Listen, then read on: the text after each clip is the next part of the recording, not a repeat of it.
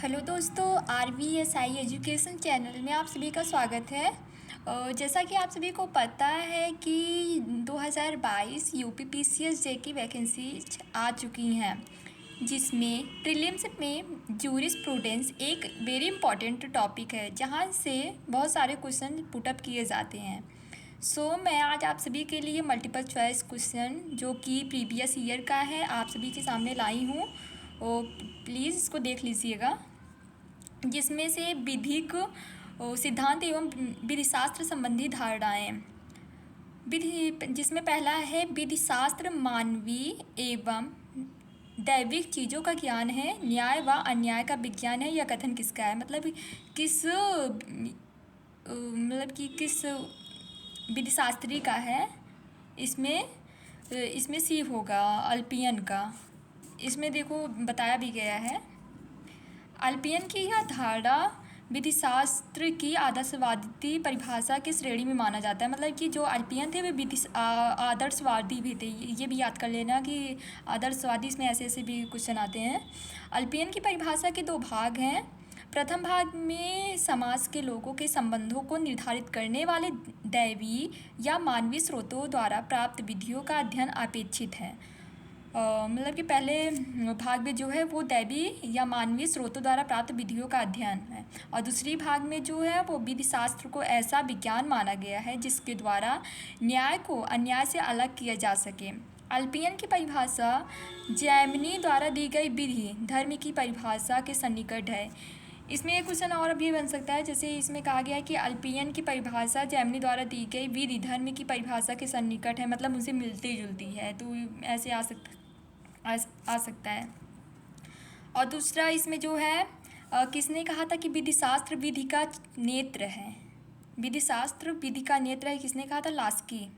इसमें लास्की कहा है। लास्की के अनुसार विधिशास्त्र विधि का वह नेत्र है जिसके आधार पर हम विभिन्न विधियों को समझ सकते हैं, तथा यह वह विज्ञान है जिसकी कसौटी पर हम विधियों को परख सकते हैं और उन पर अनुसंधान कर सकते हैं। लास्की ने कहा था। ऐसे कुछ इसमें आते हैं कि मतलब कि राइटर की कौन सी बुक है, उन्होंने कौन सी डिफिनीसन दी है, किस क्षेत्र में दिया है, ये ऐसे ऐसे क्वेश्चन आएंगे। प्लीज़ ऐसे मतलब कि ज़्यादा फोकस कीजिएगा। और किस सिद्धांत से वो संबंधित हैं, जैसे कि अल्पियन आदर्शवादी हैं वैसे ही। तीसरा क्वेश्चन देखिए, निम्नलिखित में से कौन विधिशास्त्र को नियमों की एक व्यवस्था के रूप में देखते हैं? तो ये जो था यूपी पीसीएस जे 1998, 2000, 2006 पूछा गया। इसमें बी होगा। हार्ट की परिभाषा देख लीजिए पूरा। HLA हार्ट विधिशास्त्र को नियमों की एक व्यवस्था के रूप में देखते हैं। हार्ट जो है वो विश्लेषणात्मक शाखा से संबंधित है, मतलब विश्लेषणात्मक विधि को मानते हैं।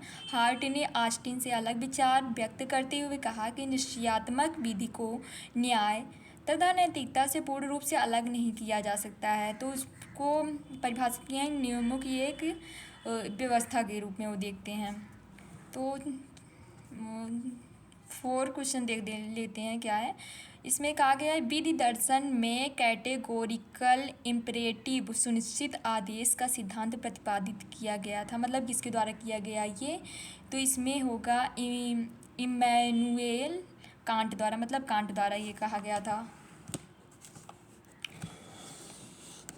और इसमें आगे देखते हैं जो इसमें जर्मन विधिशास्त्री एवं दार्शनिक कांट द्वारा विधि दर्शन में कैटेगोरिकल इम्परेटिव निरपेक्ष आदेश का सिद्धांत प्रतिपादित किया गया था। ऐसे ये सब वेरी इंपॉर्टेंट है, प्लीज़ अच्छे से देख लीजिएगा। 5वां क्वेश्चन जो है, इसमें किसने विधिशास्त्र को अधिवक्ताओं की बहिर्मुखता कहा है? तो बहिर्मुखता अधिवक्ताओं की बहिर्मुखता किसने कहा है? जूलियस स्टोन ने। तो इनका डिफिनीसन दे लेते हैं क्या है। प्रोफेसर जूलियस स्टोन ने अपनी पुस्तक legal system and lawyers reasoning और the province and function of law में विधिशास्त्र को विधिवक्ताओं की बहिर्मुखी अभिव्यक्ति बहिर्मुखता कहा है। इसका आशय यह है कि अधिवक्तागण वर्तमान ज्ञान के स्रोतों के आधार पर विधि की अवधारणाओं पद्धतियों आदर्शों का जो परीक्षण करते हैं इसे ही विधिशास्त्र की विषय वस्तु कहा जा सकता है। प्रोफेसर स्टोन ने विधिशास्त्र की विषय सामग्री को 3 वर्गों विश्लेषणात्मक विधिशास्त्र, क्रियात्मक विधिशास्त्र और तीसरा जो है वो न्याय के सिद्धांत में विभाजित किया, मतलब 3 भागों में बांटा है। तो ये भी जो जूलियस स्टोन है उन्होंने विधिशास्त्र के विषय सामग्री को 3 वर्गों में बांटा है, जिसमें विश्लेषणात्मक है, क्रियात्मक है और न्याय के सिद्धांत। अब आगे देखिए, ये क्वेश्चन पूछ लिया है, देखो मतलब कि किसकी रचना है। The province and function of law नामक पुस्तक किसने लिखी, देखिए ऊपर पढ़े थे ना हम लोग, जूलियस स्टोन द्वारा लिखा गया है।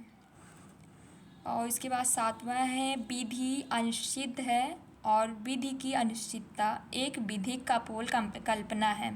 तो इसे किसने कहा था, तो जेरोम फ्रैंक ने कहा था इसको। UPCJ में पूछा गया था 2012। उपर्युक्त कथन विधि अनिश्चित है और विधि की निश्चितता एक विधिक कपोल कल्पना है, जेरोम फ्रैंक का है।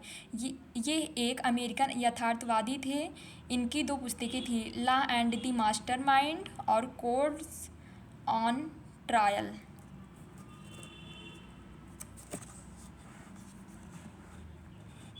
तो आगे भी देख लेते हैं क्या है कैसे।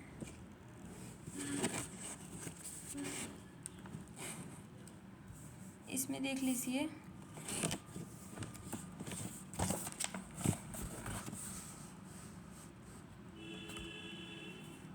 इसमें जो 8 पॉइंट दिया गया है क्वेश्चन में, विधिशास्त्र विधि के आवश्यक सिद्धांतों का वैज्ञानिक संश्लेषण है या कथन किसका है। तो इसमें जो होगा वो एलन का होगा, एलन का कथन है।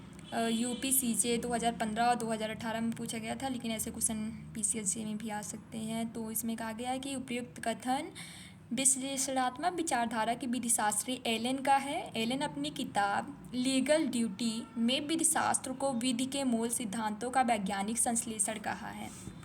अब 9 जो क्वेश्चन है मल्टीपल चॉइस में, उसमें कहा गया है कि विधि से अभिप्राय क्या है, मतलब इसमें हम लोग का लॉ डेफिनेशन पूछ लिया लॉ का। तो इसमें ए होगा, 4 ऑप्शन दिए गए हैं, ऐसे ऑप्शन आएंगे जैसे ए राज्यों का संपूर्ण विधि विधान, बी कोई विशिष्ट कानून, सी नैतिकता के नियम, डी प्राकृतिक नियम न्याय के कानून। तो इसमें होगा राज्य का संपूर्ण विधि विधान। राज्य के संपूर्ण विधि विधान में हमारी जो है आदेश, अध्यादेश, नियम, विनियम, अधिसूचना, रूढ़ और प्रथाएं, कस्टम्स जो होते हैं हम लोग के सभी सम्मिलित होते हैं। आगे देखते हैं, इसका एक्सप्लेन किया गया है।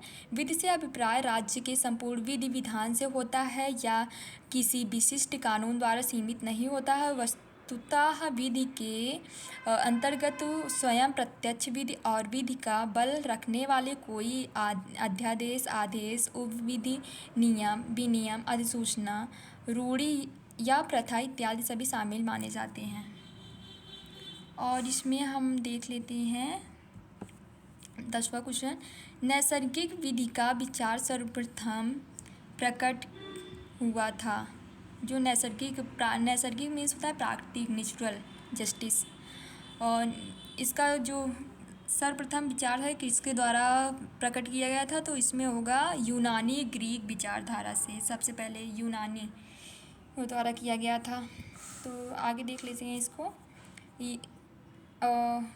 यूनानी ग्रीक विचारधारा में सर्वप्रथम नैसर्गिक विधि का विचार प्रकट किया गया था। 19वीं सदी में अमेरिका तथा ब्रिटिश विधियों में प्राकृतिक विधि के सिद्धांत का समर्थन किया गया था। और 11वां जो क्वेश्चन है उसमें नैसर्गिक विधि की आधारशिला रखी गई थी, किसके द्वारा रखी गई थी, उसमें है हेराक्लिटस द्वारा। इसमें नैसर्गिक विधि के सिद्धांत का दर्शन यूनानी ग्रीक दार्शनिक हेराक्लिटस के विचारों में पाया जाता है। उन्होंने प्रकृति के 3 लक्षण बताए हैं, सांसारिक नियति, डेस्टिनी